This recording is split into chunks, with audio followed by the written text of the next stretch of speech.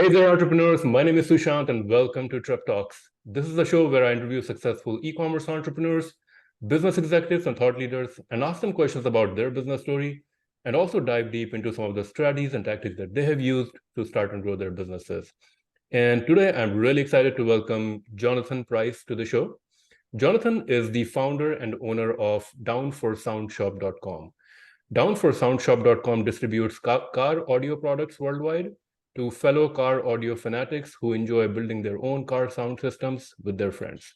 And today I'm going to ask Johnathan a few questions about his entrepreneur journey and some of the strategies and tactics that he has used to start and grow his business. So Johnathan, thank you so much for joining me today. Really appreciate your time. It's my pleasure. I appreciate you having me on as well.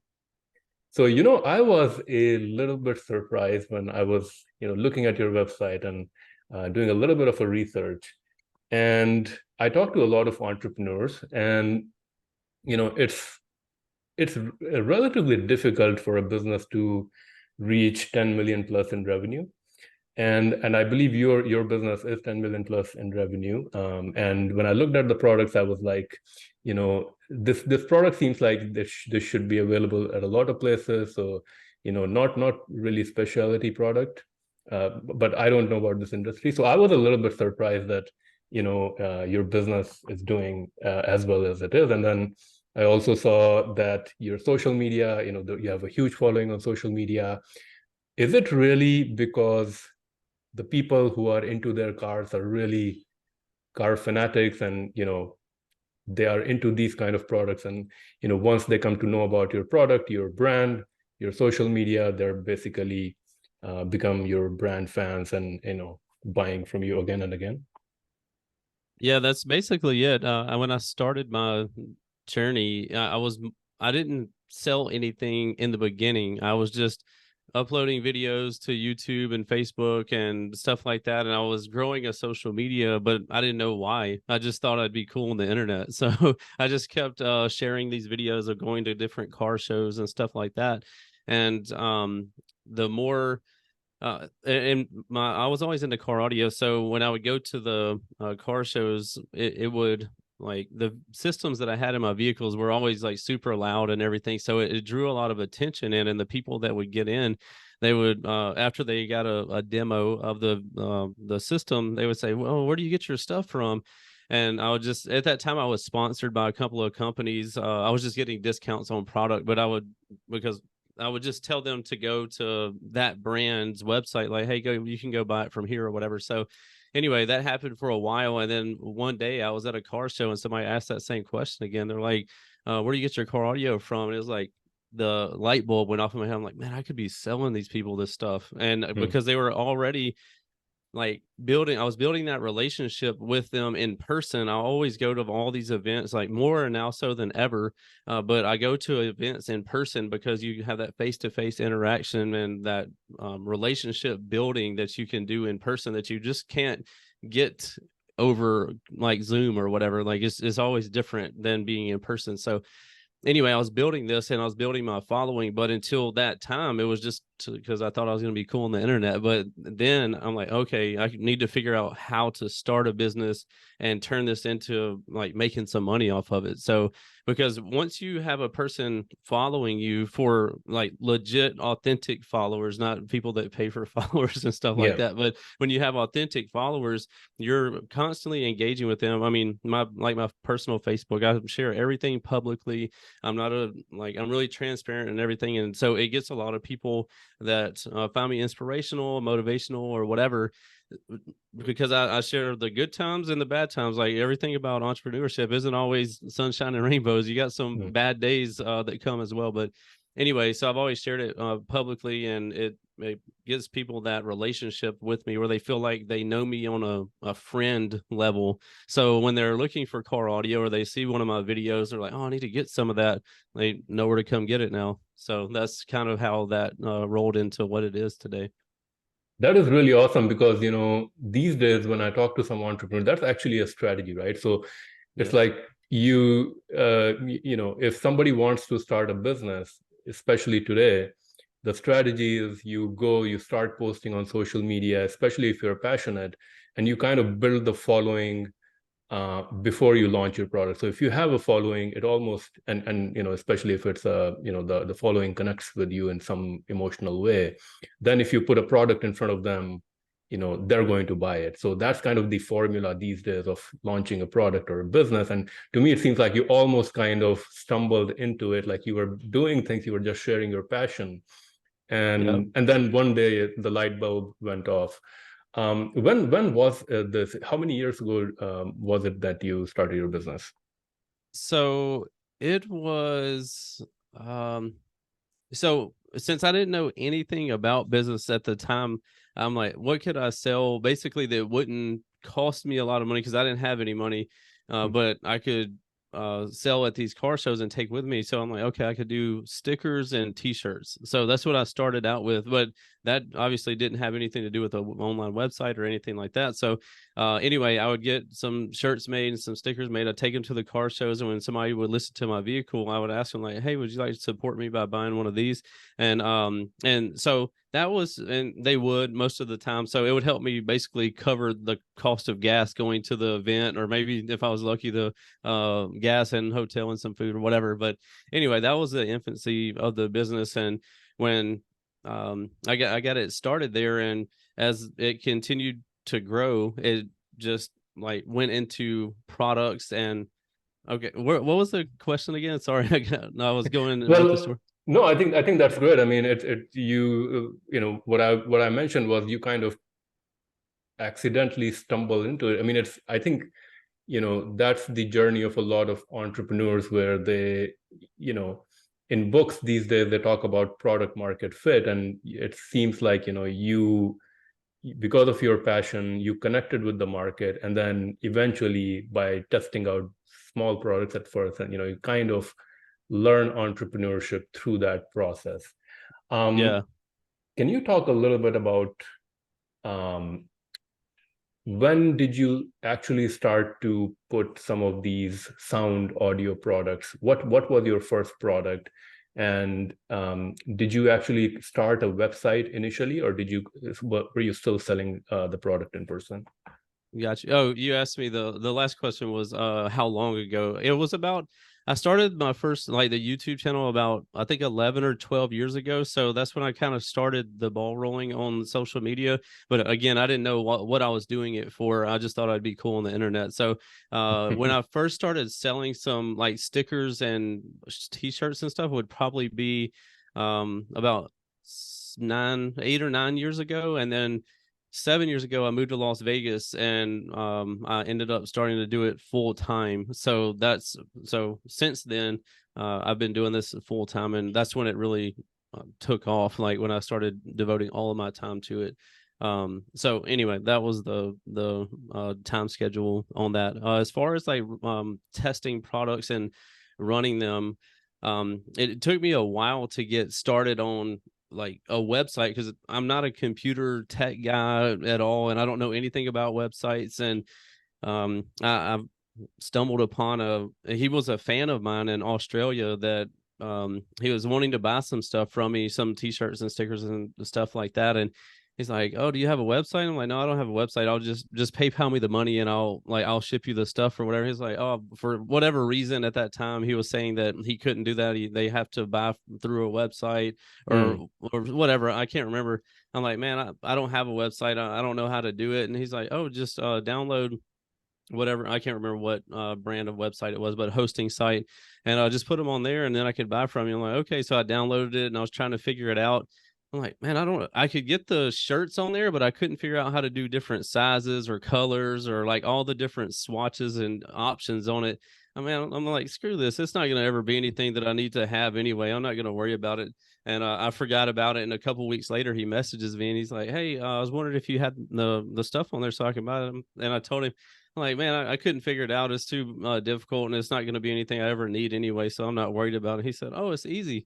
I'm like, if it's so easy, why don't you do it? He said, okay. So in like 10 minutes, he had did a test store, had all the shirts on there, all the colors, like all the options and everything like that, and all the stickers and all the colors.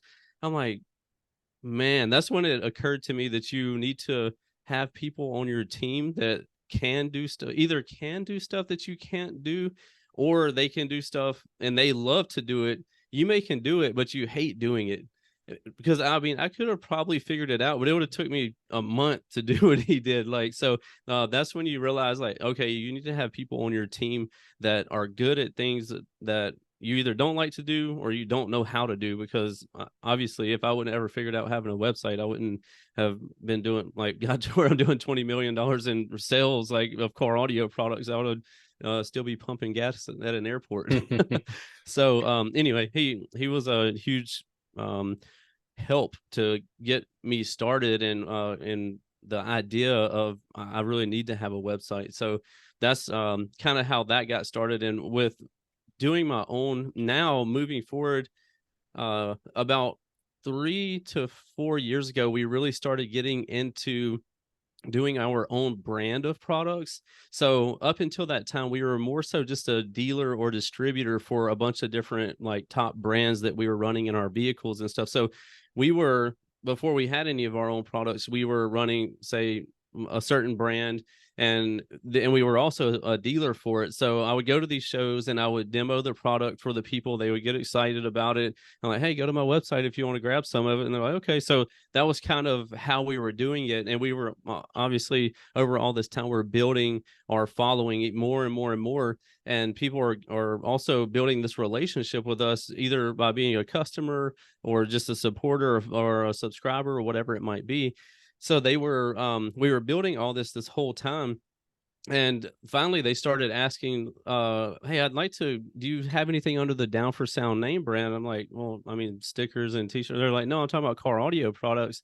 Like, no, not really. Or actually, no, not at all. And they're like, oh, we'd like to buy something with your name on it. And I'm like, okay, maybe I need to start, like, doing my own thing. So we started getting into that, manufacturing our own like amplifier, speakers, batteries, wire, like all this stuff under the Down for Sound brand. And since people already know the Down for Sound brand because they've been purchasing other products from us, other brands from us under, like, the Down for Sound name, they, like, already had all the trust with us, the trust and the relationship. So when we started releasing our own brand of products, like, it was even easier to, like, make it happen or make sales, because people already have that trust with your brand. It's just like having a household name brand. When you go to, like, when you think, let's go get a cup of coffee, there's a name that comes to mind that everybody's going to say, like, Starbucks. You already know this household name brand, so you're going to usually go to the place that that pops to your head first. So when it comes to car audio, people have been watching my videos all this time.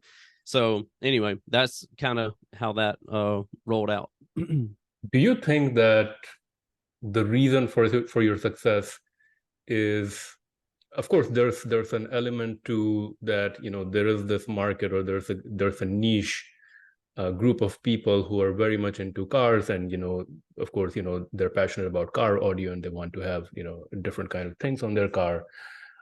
But do you think the reason you have been successful, at least partly, is because people were able to connect with you as a person, or as someone whom they saw on social media and they look at as a fellow car enthusiast, and so they're more willing to purchase from you? Because I'm assuming that the products that you're selling, they're not exclusive. Like, they can go to other places and buy those similar kind of products or brands.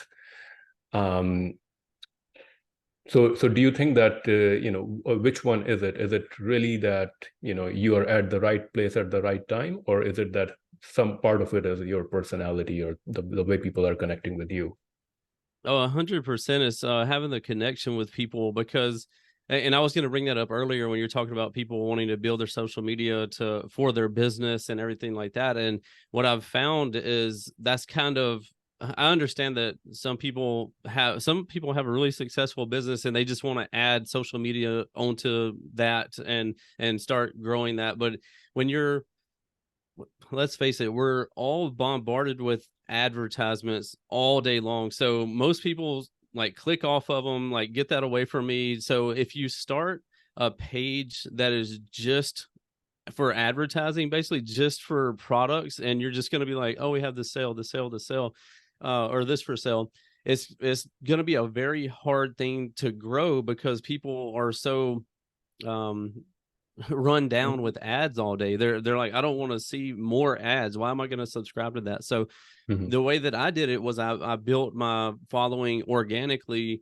the right way, but just like you said, just by sharing my passion. Like I like going to shows. I like it, like seeing people's reactions to these videos, and everybody liked that as well.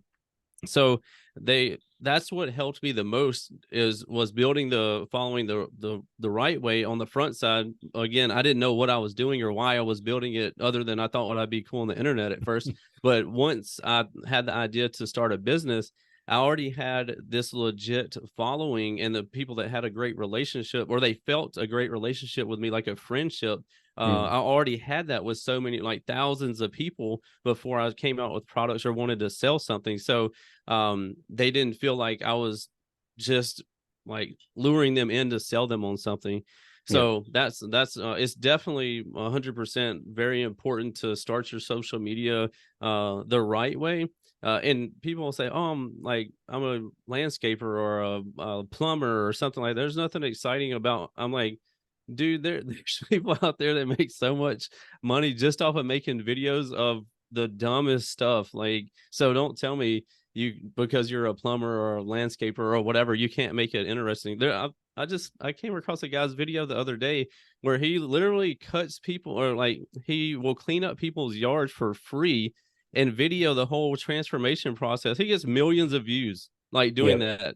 And so I'm like, if this dude can have people watching him cut grass, and he's getting paid, and obviously he has affiliate links, and he may sell lawn care equipment or whatever it is. I'm like, if he can do that, I don't care what you're doing, you can somehow find out how to monetize it. So anyway, that's kind of how I grew the following and leveraged it into sales, and how it made it a little bit easier because I already had that authentic relationship with the following.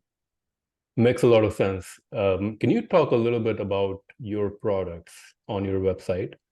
Um, I see, I've seen in my research you have a huge warehouse. So to me, it seems like you have a large number of SKUs. Can you talk about the main categories and what exactly are you selling? And then I would definitely want to talk a little bit about the customers who are buying these products.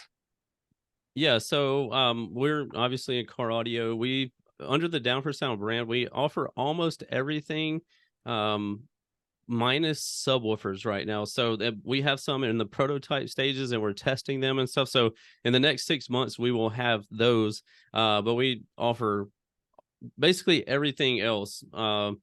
Wire, batteries, sound deadening material, tons of different types of speakers and tweeters, a ton of different amplifiers. So basically, and connectors and fuses, like all the little trinket stuff and things for installs. But so basically everything else, everything to do with car audio, we offer it under the Down for Sound brand, minus the subwoofers right now. But we'll be getting those in about 6 months. So And the idea behind this is, so every car obviously comes with a sound system. Usually, the idea behind this is that, if somebody is a car enthusiast and they want to kind of soup up their sound system, they would purchase this and they would replace the existing audio and they would put like these new, better sounding or maybe even louder sounding speakers and so forth. And so can you talk a little bit about your customer? Who is the customer? Are these really like younger guys? And what is it that they're kind of getting out of installing these sound systems on their cars?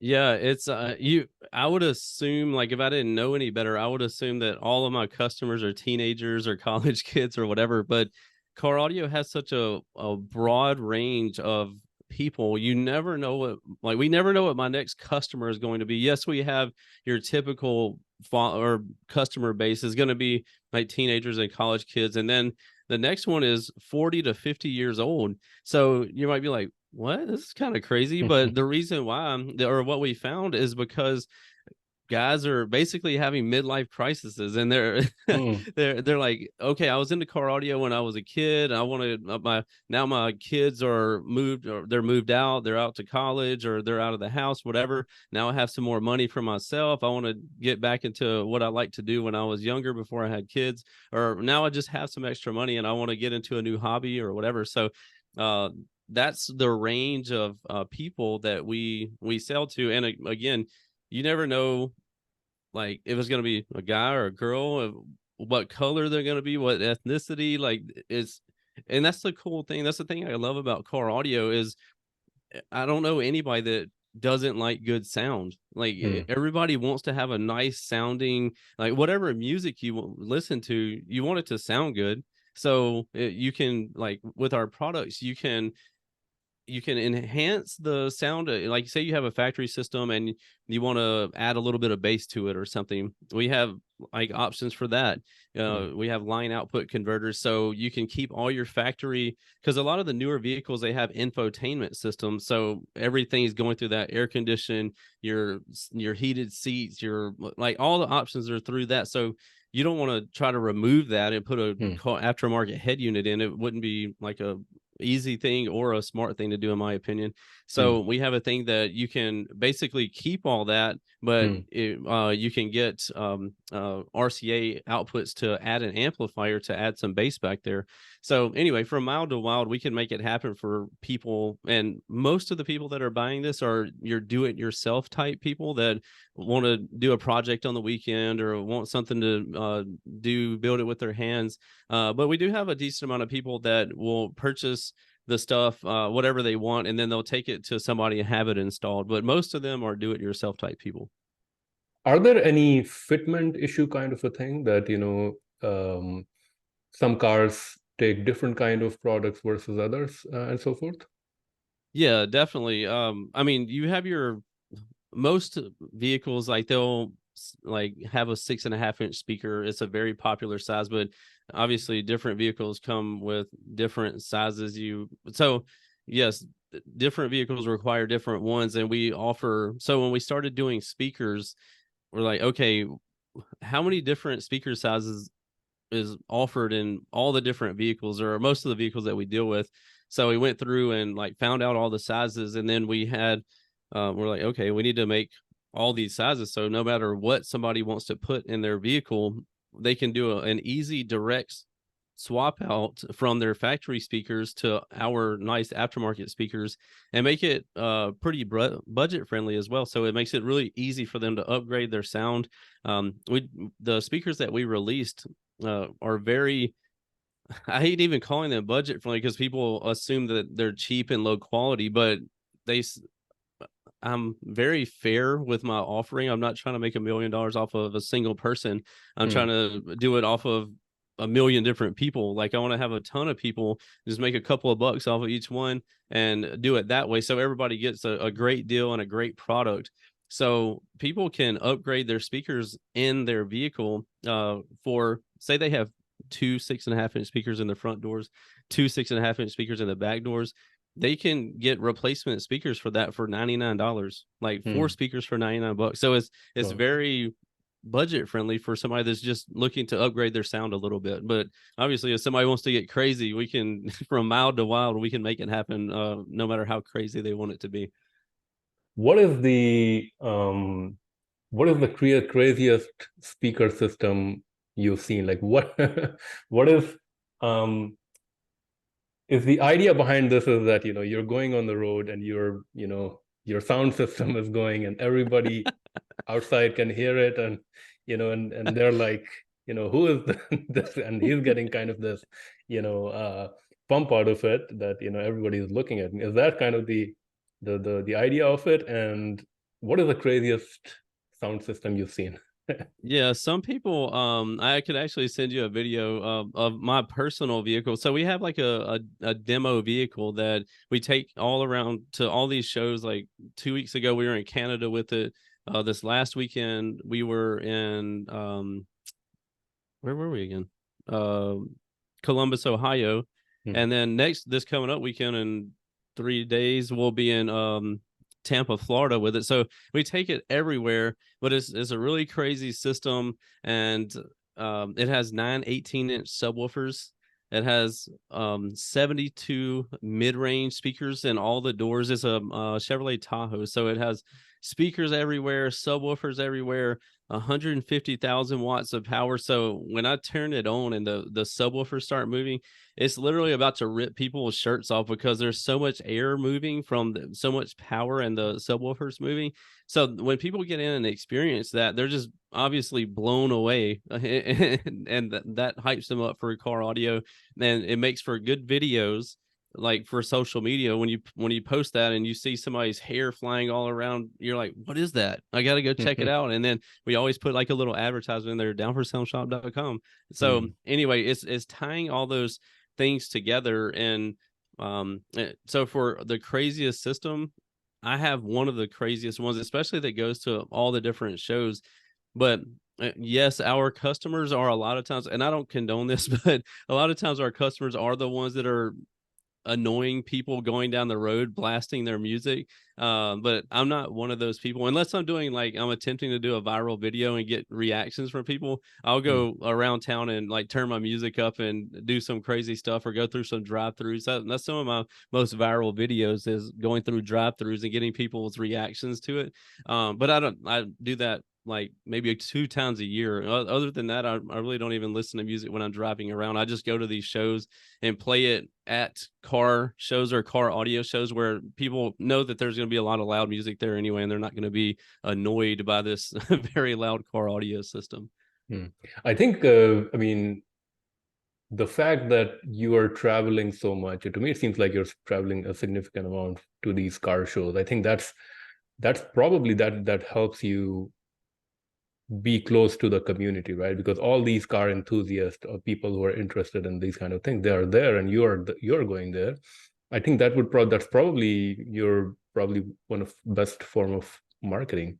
Can you talk a little bit about your customer acquisition, and are you kind of like a well-known brand within this community because you're so involved, not just on social media, but you're also there in person, talking to people, connecting with people, and so forth?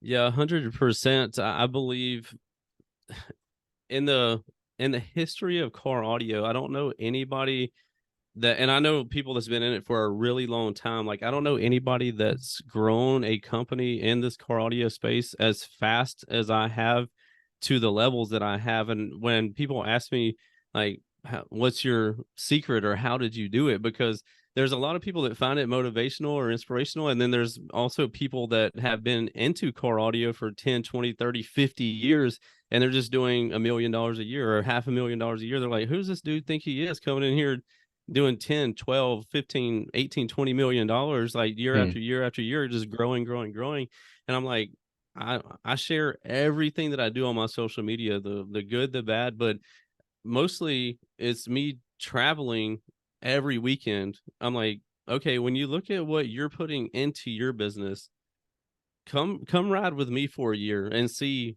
Like, everybody's like, every time I turn around, you're on an airplane. I'm like, yeah, because I'm getting out there with the people. And again, like you said, when you have a following and you start getting a lot of followers, people think you're internet famous or whatever. And they also want to meet you for that reason. So they want to meet you, they want to buy from you, and being out there with the people is, you can't put a price on that. And that's why I'm always gone. Luckily, I have a very understanding wife, but I'm always gone. And I try to take, now that it's growing to like bigger levels and I have a lot of team members, I'm able to, sometimes we'll do, like, I call them double whammies.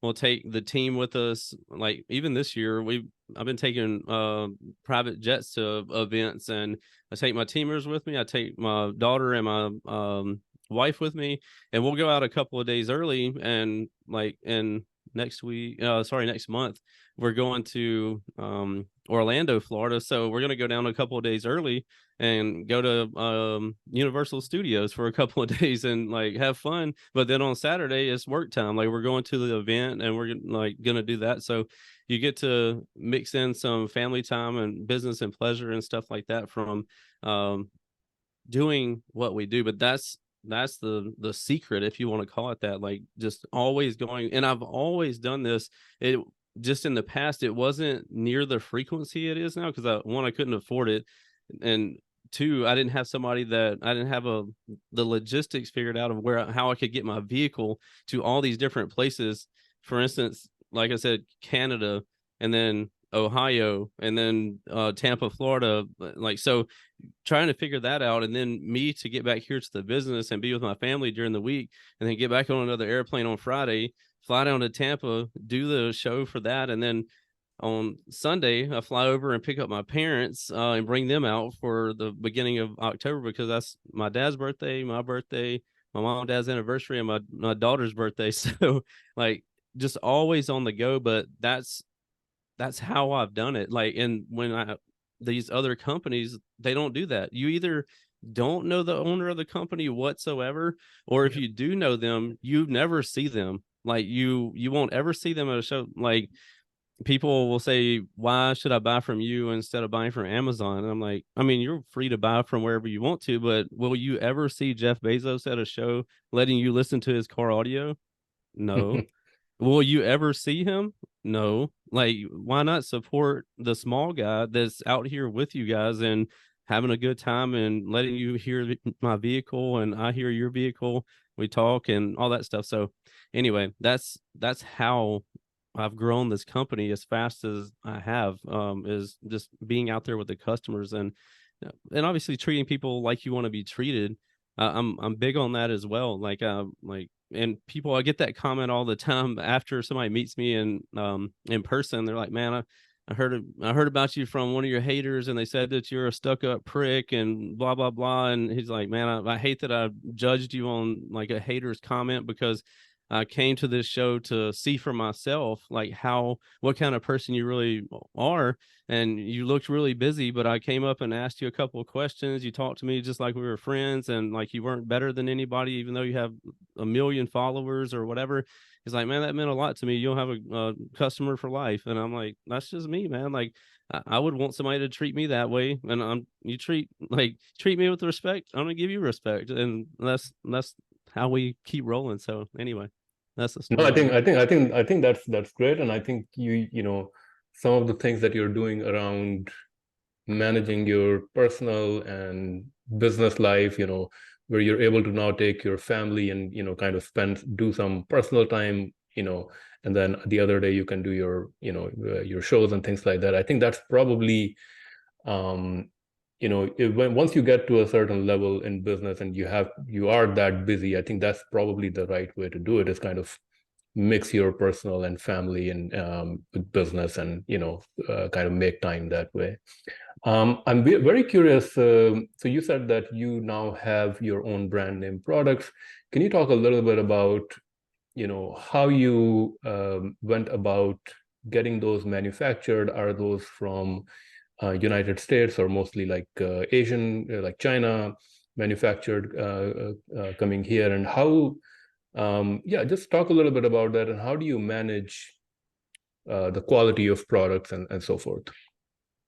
Yeah. So the way, I mean, I this is another thing. I literally give people the blueprint of what I've done, and I share like basically everything. So there's been a lot of people that have tried to replicate what I've done. Like, oh, like this is how he gets it. Like, oh, only thing you have to do is buy it from here, sell it, and just keep doing that. But the part that they miss is what I've built already. Like, I've built this following. So it's not as easy as people think it is, because if you don't have, you can have the greatest product and a lot of it, but if you don't have anybody buying it, it doesn't matter. And why is somebody going to buy it from you and not me?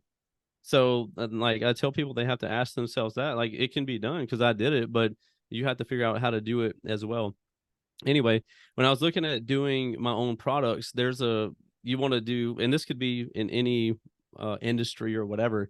So in my industry, since it's car audio, I'm like, where is a big car audio product convention? So in Las Vegas, there's an event every year. It's called CES, the Consumer Electronics Show. Hmm. Huge event. Like, everybody knows this, when the latest anything electronic comes out. It could be with vehicles, it could be new TVs, it can be appliances, but it obviously has a section for car audio. So I'm like, okay, let me go there. And when you go there, there's a lot of the manufacturers, they come over from China, Vietnam, Korea. Like they'll be over there and they'll set up their booths there so you can kind of see some of their products and everything like that. And so that's how you get to where the stuff is going on. But then there's 100 different vendors there, so you're like, which one do I which one do I go with? Because there's so many basically offering a lot of the same things. So then you have to it can be like which one you interact with and you get a good vibe from, or you look at their product there and you can tell a lot of the quality there in person. But then you want to say you pick a few different people that you want to get some products from. Like, okay, we're gonna send you an email, request some samples with our logos, and and we want to help design it and make these changes and stuff. So when you do that, they'll ship you whatever product you're wanting to sample or prototype. So after you do that, you say you do an amplifier, you'll get the amplifier in, and there's machines called amplifier dynos. Like it'll tell you how much power the amplifier is putting out at different impedances, and so you can literally check to make sure that they're not like saying it's going to put out 1,000 watts and it only puts out 400. Like you can check, and that way, and they know that now. So I think there's a lot less of the being shady or scamming from these companies, because they know we have this equipment that's going to actually test it to make sure it's doing what they say it's going to do. So we'll take that and we'll put it on, make sure it does that, and then we want to real world test it, put it in our vehicles or put it in some customers' vehicles. Hey, take this out, play the music loud, beat on it real hard, see if it lasts, and if it fails, what were you doing when it failed? What caused it to fail? So anyway, that's how you meet the people, how you go through getting samples, and how we test it. And then once we test it and we're like, okay, this will be good. And then you have a MOQ, a minimum order quantity that these companies have. So a lot of times the minimum order quantity is going to be whatever price, say $100 for this amp. If you order 200 of them, double that, they'll give you a few percent off, because obviously the more you buy something, the better price you get usually.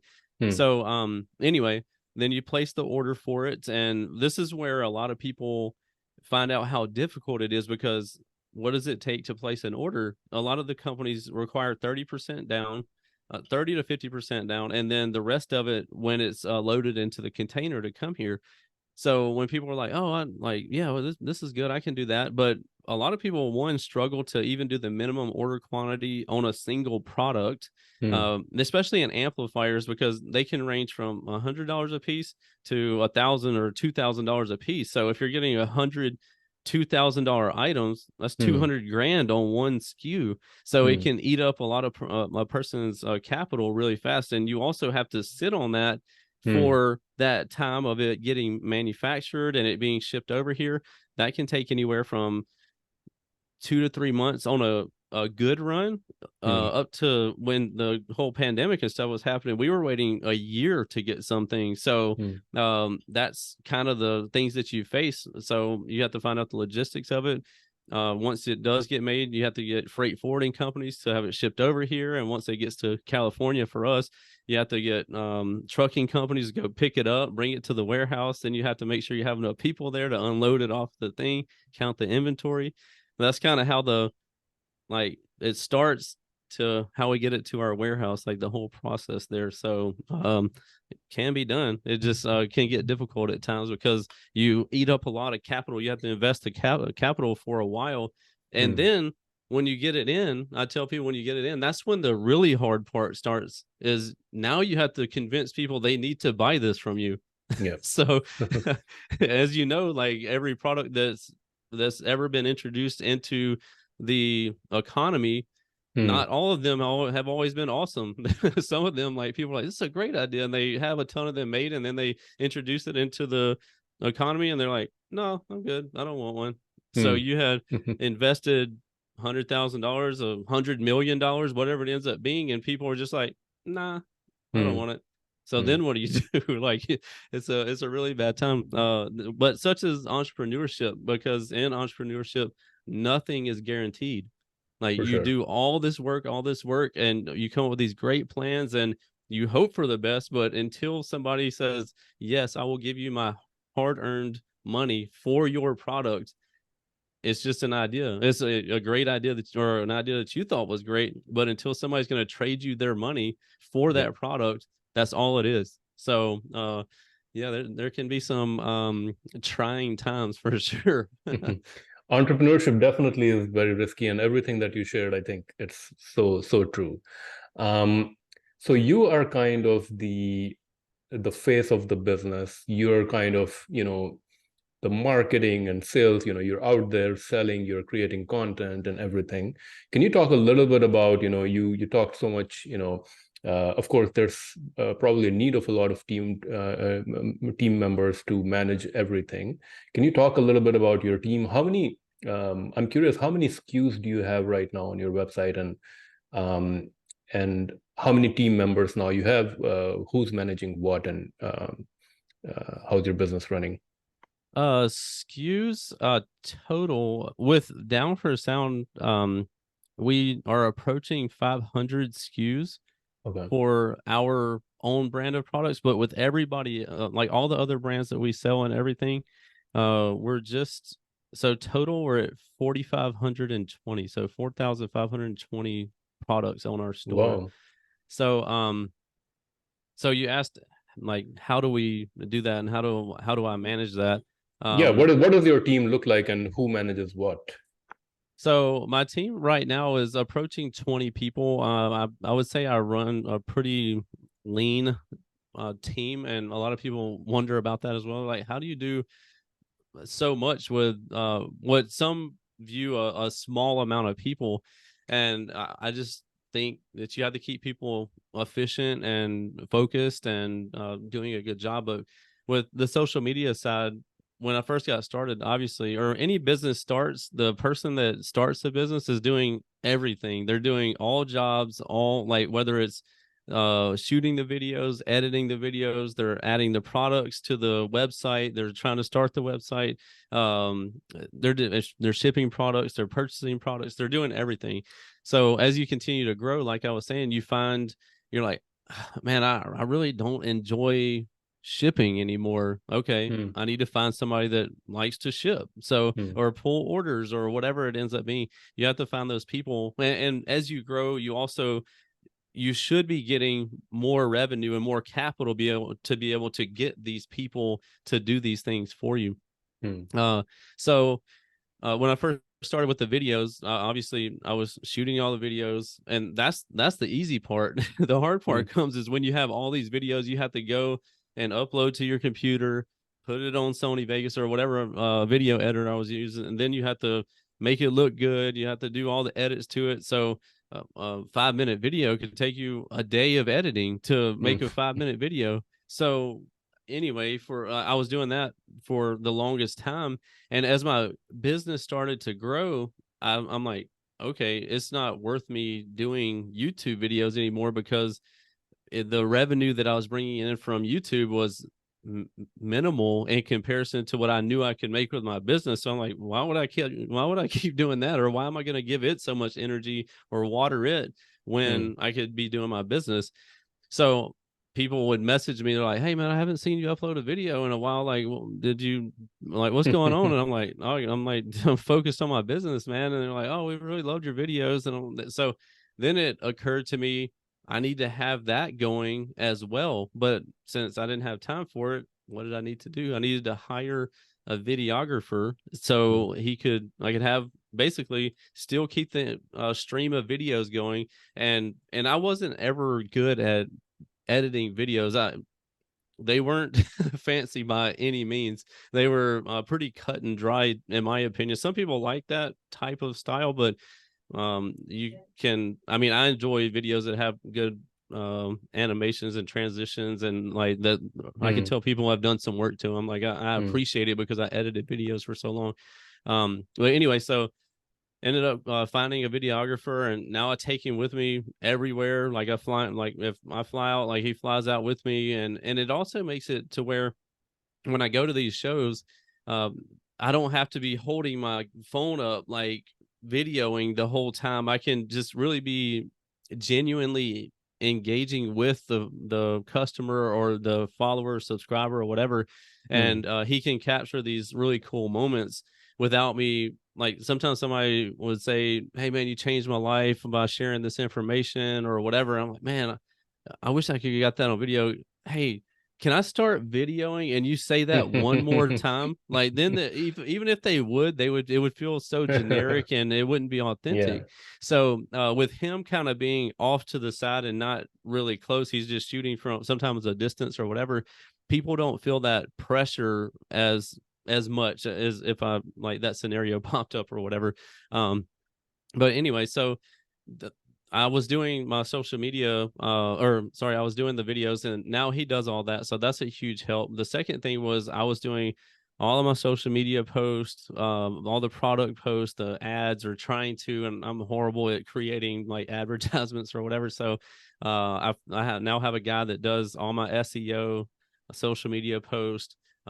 He also helps me design products, new products, and the packaging for them. He's really talented. So I have a person for that. And then obviously for running the business side of things, we have a whole front office staff. I have a front office manager that manages 6 people up here. And then in the warehouse, we have about 10 or 11 right now and we're working different shifts. We have morning shift and night shift. And then we have my main guy for my store, and the back end is the guy that told me so long ago. He's been with me since day one. That guy that said, "Oh, I'll do the store for you." He's like with the t-shirts and stickers. He's been with me since day one, and he's always been the website guy. He's been the biggest blessing to my business that I had no idea I needed at the time. But he's still with me, and he runs, like, he can do product importations. He can do massive like changes at once, whether it's for sales or importing new products or whatever. So he does that, and he's in Australia. I've known this guy for probably 10 years, and I've never met him in person, as crazy as that is. And he's such a vital part of my business. I've never met him in person. I told him, I'm like, man, whenever you get ready to come over and visit, like, I'll take care of all the costs and everything like that. But it just hasn't. Hopefully it's supposed to happen this coming up year, so hopefully it does. But anyway, he does all the the IT stuff on the backside of the website, and that's kind of how we roll. That's awesome. I mean, I was thinking maybe, you travel to Australia, and I'm sure there's a car community in Australia as well. I mean, that brings me to my next question. Where is your biggest market? Is it North America? Are you selling globally as well? Yeah, it is. North America is 97% of where we sell products to, but every day now we're shipping internationally. So we're also having impacts of people all around the world to like we're going to me and my wife are going to London in October, and then from London over to Egypt, and we have customers in both of those places. So it's crazy to me to every time, like when the orders come through, I always look at them, and every time I see an international one, I'm like, man, that's crazy that somebody 7,000 miles away from me. And this is a reminder of how doing business the right way, and also um sticking with it eventually makes sense. And one day somebody's gonna see you and they're like, I want to buy something from this guy. But it's crazy to me that the person could be 7,000 miles away and they somehow see my video or see something I've done online, and they're like, I'm gonna trust this guy to send him my money all the way around the world and know that he's gonna send it to me. That's crazy to me that people that I mean, it's awesome, but it's just crazy as well that people like that I've built this amount of trust. It feels really good that like people will trust us enough to know that they're going to like get their product. And that comes from not being a fly by night type of company. Like they who knows, they may have been watching me for 5 years before they're like, oh, let's see if he lasts, let's see if he continues to be a good guy. Let's like, they may just be sitting there watching, and finally one day they're like, okay, I've watched 9,000 of this dude's videos and posts. Okay, he's not going anywhere. I guess I'll trust him and I'll buy something from him. So anyway, it's a really good feeling to see that. And I look forward to going to, like, anytime we go somewhere out of the country, or in the country for sure, but out of the country, like we went to Cancun, we saw some customers. We went to Cabo San Lucas, saw a customer with I didn't see him, but I saw a Down for Sound sticker on there, so, Wow. or on a car. So I'm like, that good enough. Then we went to, where did we go last? St. Martin. We went there, and so I made a post like, hey, I'm in St. Martin, and somebody messaged me like, hey man, there's a lot of us running your products down here. We'd really like to see you, and if we like, we'll get a couple of people together.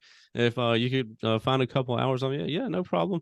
Because also on the good thing of that is, like, if I go down there and there's customers there, it's a business trip. So I'm like, so I always try to meet up with some customers while I'm there. So it, like I said, mixing family time or business with pleasure, it's a cool thing if you can figure it out. So I told them that I would meet up with them, and I go there, and there's like 50 to 100 people, and I'm like, what? This is crazy for me.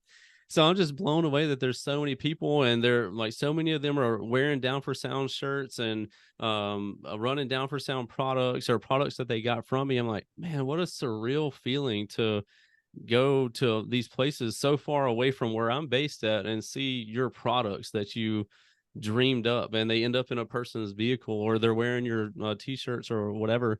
And that, one of the craziest things for me was when a customer in Egypt, he was our first customer in Egypt, but he sends me a message on Facebook, and he's like, hey, I want to order some products from you.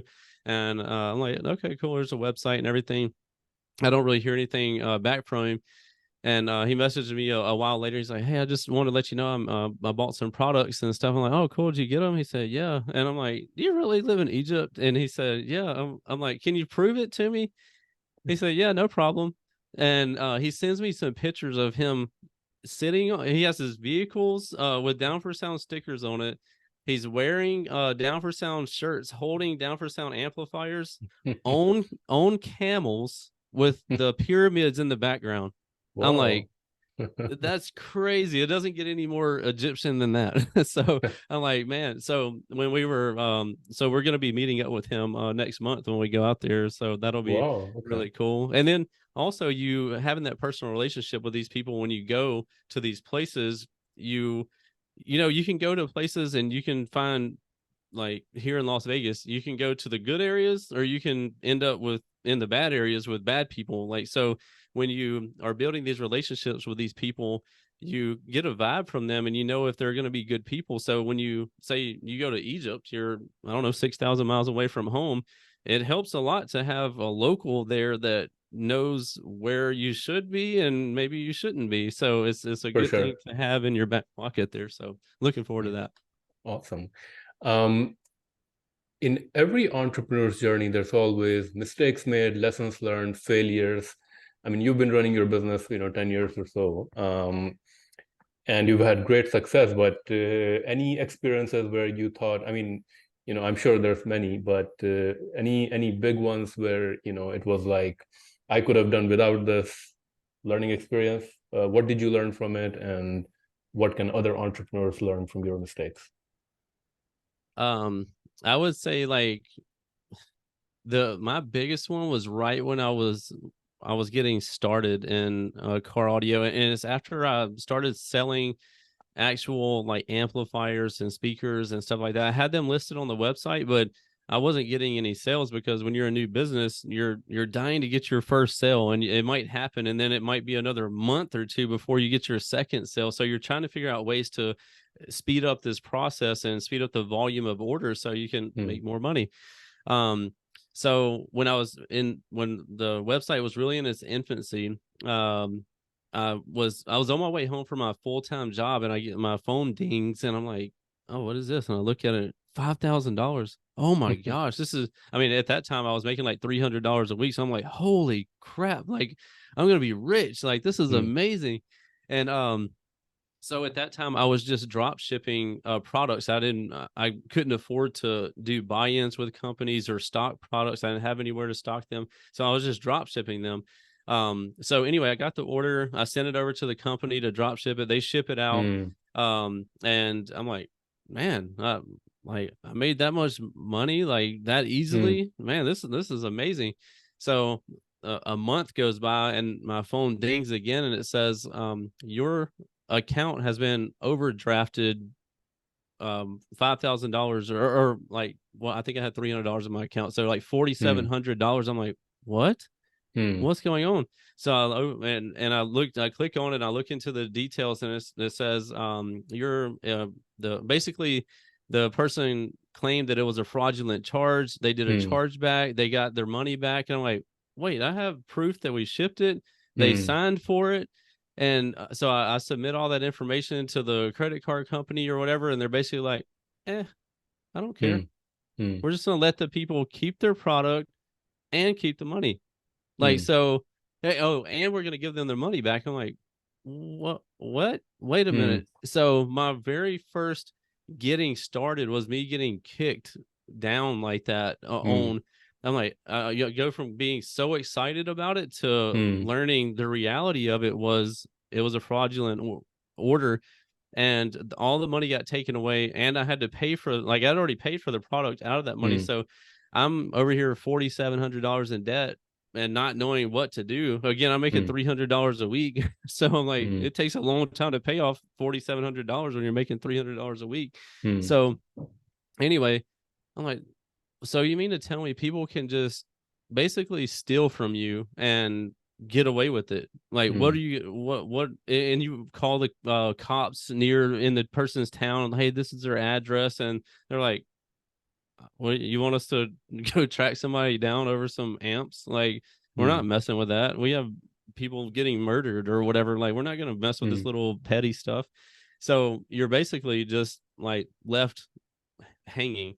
And at that time, I'm like, you know what? Since people can do that, I'm not going to have an online website. People can just rip you off. They can get away with it.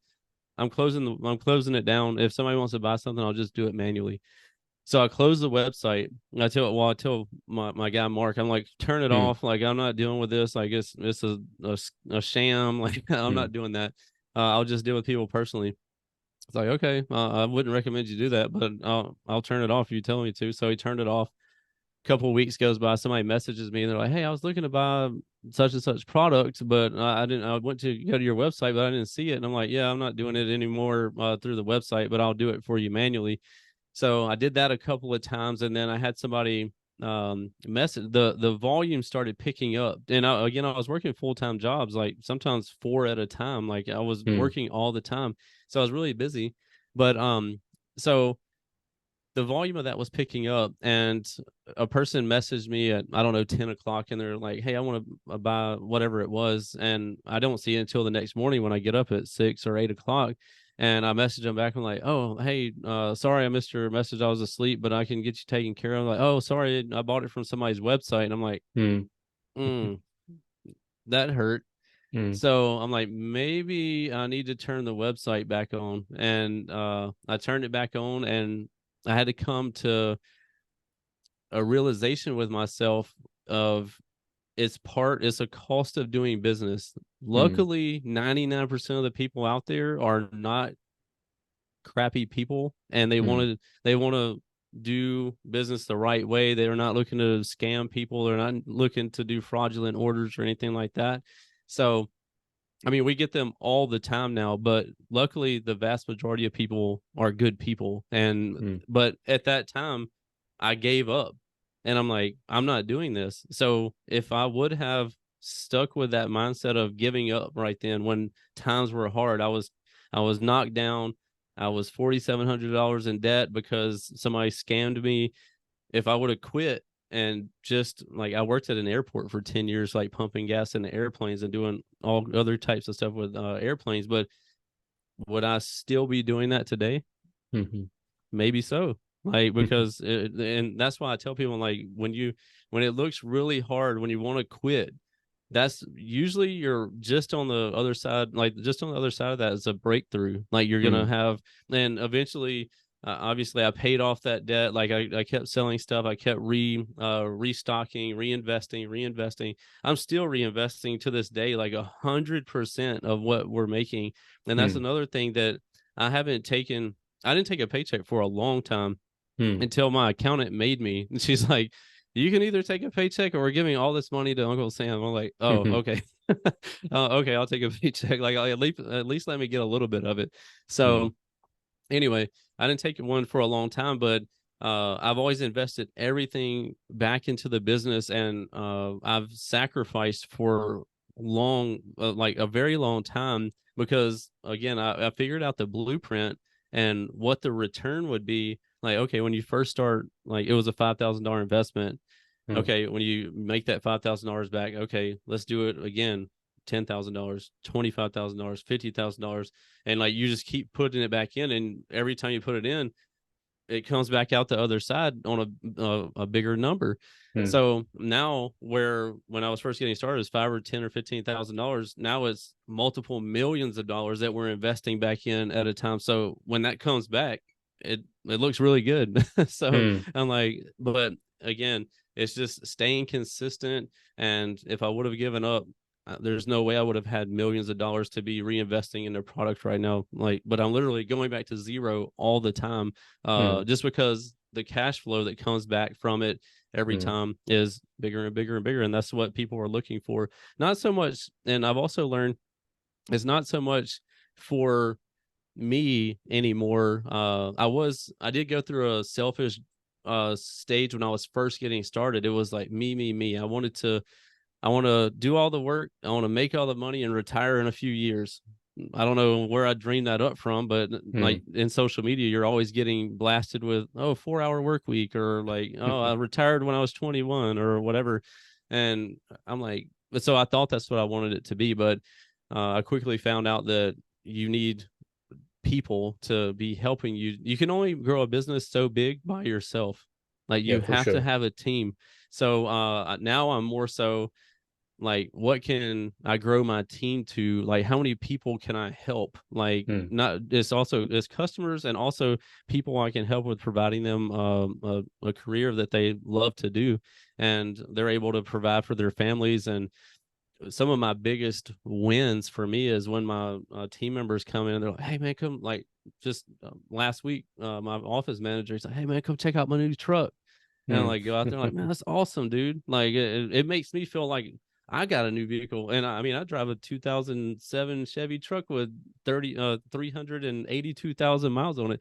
I'm not into material things like that. As long as mine gets me from point A to point B, and that's cool with me. But when I see my team members getting cool stuff, I'm like, man, that's awesome. Like, I feel like I got something new. I feel like I won because they won, and getting their dream homes and everything like that. So that's that feeling is way more rewarding to me than any amount of money that I've made to this date. Like, it feels so much better seeing somebody else happy and somebody else winning, because of this down for sound thing that I've created and been growing. Is very fulfilling to me. So I'm really grateful for it. Those are some great advice, and of course, it's I don't I don't hear the same sentiments all the time from all entrepreneurs, but I think it's I mean, entrepreneurship is, number one, it's about getting freedom for yourself and financial freedom for yourself. But I think that's why entrepreneurship is great, is because it allows other people, you to give freedom to other people as well, to give them a great life and so forth. So that's really great. I know we are a little Definitely. bit over time, but I will go very quickly through my rapid fire segment. Oh, it's And fine. I got time. If you got okay, time, I'm good. awesome. In this segment, I'm going to ask you a few quick questions, and you have to answer them maybe in a couple of words or a sentence or so. Okay. Um, I don't know if you're a lot of book reader, but any book recommendations for entrepreneurs, and why? Sell or be sold and blitzscaling. Blitzscaling was one that I read that changed the trajectory of my company, and it made me understand that coming out, you're always going to have problems, whether it be with your company or with products or whatever. But one of the things that I learned from that book was you being indecisive and not like you're wanting to perfect whatever product it is.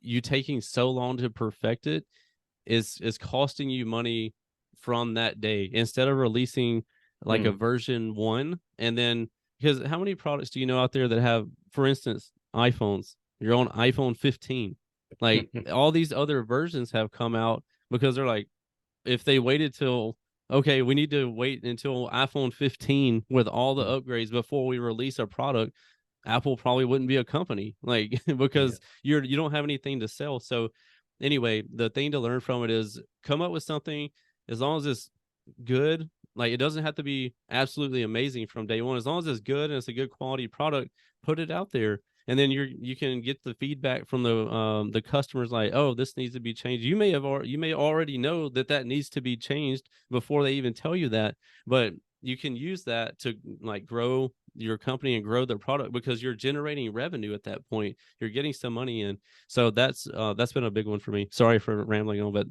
No, that's great. I mean, blitzscaling, I haven't read it, but I know it's Reid Hoffman, founder of LinkedIn, who wrote that. An innovative product or idea in the current e-commerce, retail, or tech landscape that you feel excited about?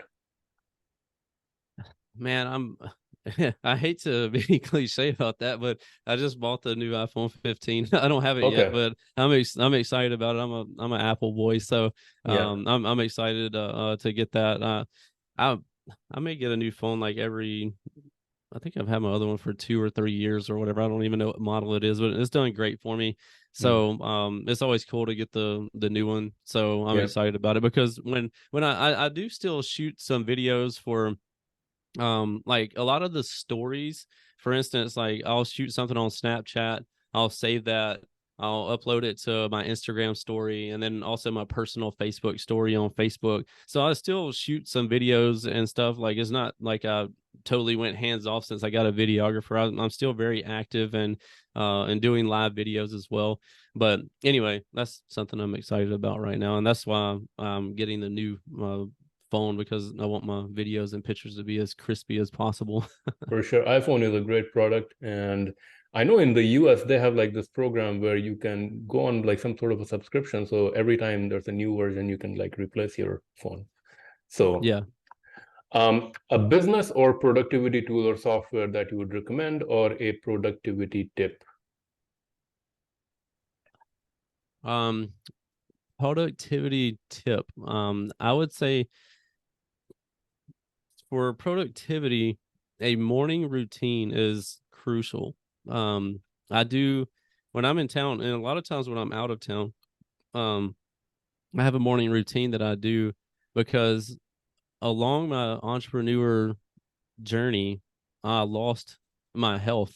Like I started getting fat, like I was out of shape. I was I would get out of breath if I walked up a flight of stairs, and it's because you become so hyper focused on whether it's making the money or I have to be successful, whatever each, like everybody has this different definition of success for each person. But a morning routine is and then if I'm like, okay, I'm gonna start back working out this afternoon or next week in the afternoons when I get off work, something would always happen in the afternoons where I'm like, oh, I'll do it tomorrow. I'll do it Yeah. tomorrow. Yeah. And I would never do it. So the way that I found that for me, you need to have your time for you 100%. And that's in the mornings. I wake up, like I'm on a routine now. Go to bed. I'm trying to be in bed at 8:15. So your morning routine starts with your nighttime routine. They're directly tied together because if you stay up late, you're not going to wake up early. Or if you do wake up early, you're not going to have any energy and you're not going to feel like doing anything. So I try to be in bed at 8:15. I wake up at 3:45 every morning. I go and do meditation, red light therapy, and a PEMF mat all at the same time. Then I go from there and do a cold plunge or ice bath, some people call it, for 3 to 5 minutes. And then I go and do strength training. So I'm working out myself, like I'm working on myself, and I do my best to not look at my phone during that time. That's my me time, and my like I'm brewing ideas, and if I come up with something like, oh, I need to write that down real quick, so I'll grab my phone and like I'll write it down. But I'm not checking messages, I'm not checking emails, like, because as soon as you check one, you'll blink your eyes and 2 hours will have passed, and you're like, what happened? Yeah. So anyway, very important there. Wow, very, very, very interesting. Do you manage your daily schedule in a certain way? Like, do you rely usually just on your calendar, or do you like write things down on what you need to get done, how you want to prioritize your day, or anything like that?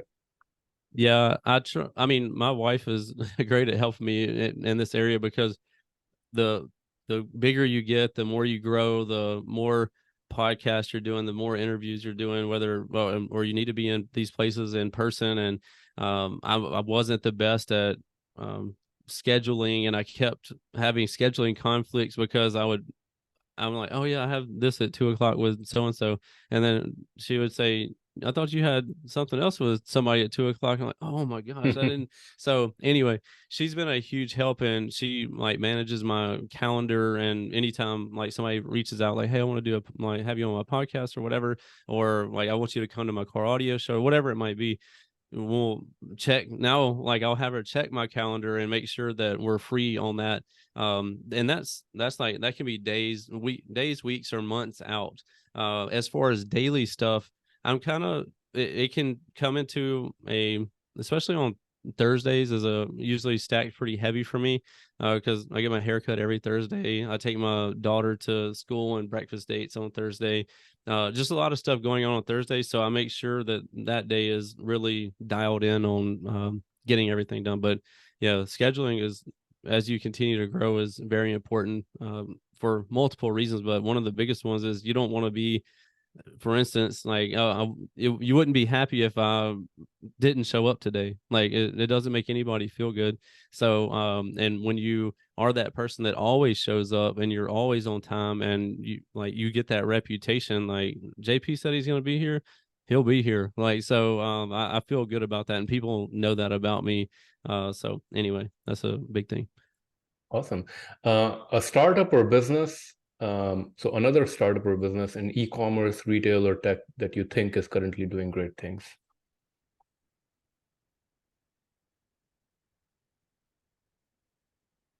As bad as as bad as it may be, I'm so focused on my business. I don't watch a lot of TV, and um I don't look outside much on what a lot of other people are doing. Hmm. So when you ask me that, I'm like, it's crazy. I can't even think of one like fast. That like that's how I'm Yeah, just I'm in my maybe I'm too in my own bubble. So that's totally fine. Totally yeah. fine. Um, Another entrepreneur or business person whom you look up to, or someone who inspires you. Um Man, it's hard to not think of Elon. Man, he's Yeah. it's wild to, and that's also a reminder of what's possible. Like you can go from, I love, everybody has their story, but to know that's the extreme, going from what he was, dirt poor, to, depending on time of day or whatever, the richest dude that's publicly known. Like, I know there's some people that you don't know about that supposedly Yeah. have trillions of dollars or whatever, but to go from like absolutely nothing, nobody knows about you, to very, I would be willing to bet, one of the most known people in the world, Hmm. and one of the most wealthy people in the world. It just shows me that anything's possible. So I find that really inspirational, and motivational for me.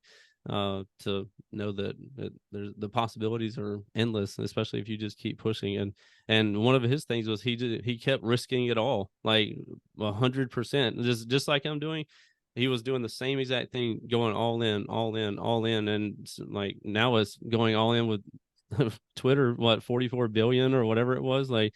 So going in all in on those levels is, but it's just the same. It's because he knows now the blueprint of, he's like, okay, I went all in on Tesla, and now like look what it is. I went all in on SpaceX. It almost went bankrupt, but now look what it is. I went all in on Twitter, but now what it's turning into. So anyway, he knows the blueprint, and that's why he keeps doing this, and it's inspirational to me. Very, very inspirational for sure. Final question. I know you shared a lot of great advice previously, but any final best business advice that you have ever received or you would give to other entrepreneurs? Yeah, the one that I like, I mean, my dad had a little snippet. He's like, you can have anything you want in this world as long as we're willing to work your ass off for it, which is very true. And that's what I've always done. I'm not the smartest guy out there by any means, but if you have an unwavering work ethic, you can easily surpass people that are way smarter than you, but don't have the drive that you have. And I've done that. So that's a big one. So you can have anything you want as long as you're willing to work for it. And again, like I said in the beginning, you can, right on the other side of your big thing that's making you want to quit, like usually there's a big breakthrough. And if I would have quit, I wouldn't be, I know I wouldn't be where I am today. Like, and it's a life that I'm very grateful for and very fulfilling, like having all the team members and beautiful family, home, like just doing things that people like. I wished and dreamed that I could be living the life that I do now. And now I feel like I don't take it for granted by any means, especially not on purpose, but that once you reach the different levels and you get there, it almost becomes normal to you. Like, so back in the day when normal was just hanging out at the house or just playing in the backyard or whatever it is, like now it may be you're hanging out in a multi-million-dollar house, but it's a home. Like, so you get used to these things. And even I'll share this story and we can maybe end on it. But I had a realization not too long ago with my wife. Is we had a day of traveling or whatever. We left our house, gotten her SUV, Audi RSQ, $850,000 SUV, drive over to the private airport, get in a private jet, fly across the country to our friend's house that picks us up in another, like a brand new Cadillac Escalade, $130,000, $150,000 SUV. He pulls up next to the airplane, picks us up, takes us to his multi-million-dollar house. We hang out with him, go out on some of his friends' boats that have multi-million-dollar lake house, and they're like, "Oh yeah, let's, like, we're going out. You can take the jet skis and we'll take the boat." And they're like, these people, the friends that we went out with, we've met them a couple of times before. We're not best friends by any means. And they're just like, "Oh yeah, take this $20,000 jet ski." They didn't ask if we knew how to drive it or anything. They're just like, "Oh, just take it." Like, so anyway, that night we were laying in bed at our friend's house that we flew over there, because he's in the car audio business as well. But so he was actually a mentor of mine. But anyway, we're laying there and I'm like, man, I just had this crazy realization, isn't it? Because I didn't even notice it when it was happening. I just thought like, oh, this is cool. Like, we'll drive over here and like fly across and hang out and like having a good time or whatever. And I told her, and she was like, man, it is crazy, because when I moved to Las Vegas, I didn't have any money. Like, I was flat broke. Like, I had the same truck I have now I had then, but I have this $1,500 truck. But I'm just like, man, it's crazy that it would be so easy to not even realize what all just happened. That, like, that's not normal, like, for most people, like. Yeah. So anyway, I'm just like, man, we need to take a moment and count our blessings and just make sure we're being grateful for this, because it's we need to be grateful for it, and we don't need to take this for granted. She's like, 100%. It's awesome, and we're super grateful, and having our team and helping others, and It's been an awesome journey, and I'm grateful for where we're at now. And I definitely cannot wait to see what it turns into in the next couple 5 or 10 or 20 years. I can only imagine if it's already here, what it is. Like, who knows what it'll end up being in 20 years? It should be pretty crazy. Yeah, definitely. I mean, I think that's a great lesson and realization. I just want to add to that. I mean, you said, if you had quit at that time, maybe you were working somewhere else or something like that. But I think that, the other thing that you said, that work ethic is, really important. And I think the people who do have the work ethic or who are willing to work hard, even if you had quit at that time, the people who have this, mental idea of continue to moving forward regardless of anything, I'm sure you would have figured out a different way or a different business or something else to still be able to move forward. Now, that's all fine, but then I think in life also, luck, I think, matters a lot as well.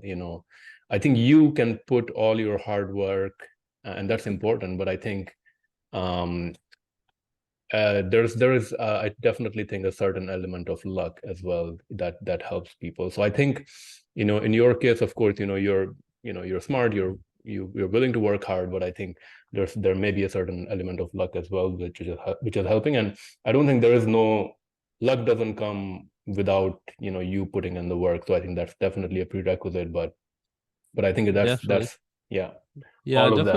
I definitely want to add to that as well. Luck definitely does play a factor. And I heard somebody say this as well. I'm not going to steal this quote, but they said, I can't remember who said it, but they said, I realized the harder I worked and the more I showed up, the more I did, the more often I got lucky.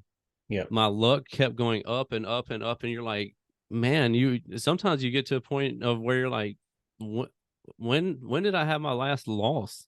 Like, yeah, because you're just like, or you also they also have found out what winner's guilt is, and I never heard of that, and or even thought I never even knew what it was, and then I heard it, and I'm like, man, it makes so much sense because you're over here doing really good and you keep doing good, and you see like a lot of other people, they're struggling, you're like, man, I'm scared to even say any more good stuff on my Facebook because I feel guilty, like yeah, I feel like I'm winning too much. So anyway, I became familiar with winner's guilt. So it was a really weird thing, but yeah. it is real, and you'll they say it can be lonely at the top and like all these things, and I think that's like one of the winner's guilt things. But I like my wife and daughter has helped me stay grounded and very humble, and not take anything for granted, and just be super grateful for everything that we have. So Awesome. Well, Johnathan, I think we'll kind of end it. I think we went a little too long, but really, really appreciate your time. Thank you so much for sharing your story, for sharing the lessons along the way. Really an inspirational story, coming up from having nothing to now, you're kind of at a place where you can have anything you want. So wish you all the very best. And if anybody wants to buy your products, what's the best way to do that? you can hit us up on the World Wide Web at downforsoundshop.com. And we also have a bunch of different social media outlets. I believe my team has sent that over to you, so you can check out those links as well. But yeah, we'd love to see you become a customer if you didn't know anything about us. Awesome. Johnathan, thank you so much again, and really appreciate your time and wish you all the very best. My pleasure. I appreciate you having me on. Thank you.